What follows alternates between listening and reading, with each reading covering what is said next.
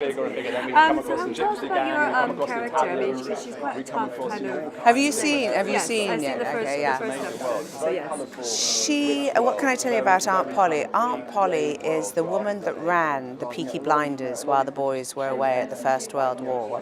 And when Killian's character comes back, they start to run it together, and then he starts to take over.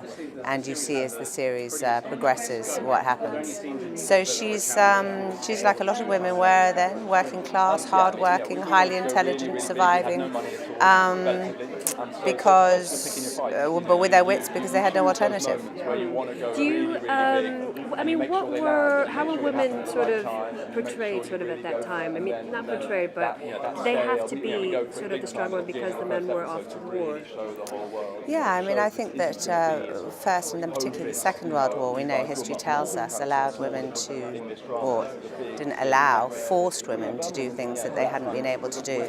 But that's a lot of the case of middle and maybe upper class. But I mean, working class women have always worked and continue to do all over the world, whether it's in the, the fields or in the factories. And so I really think that Aunt Polly's story probably wouldn't have been that different at whatever point of history you'd find her. She's working class woman.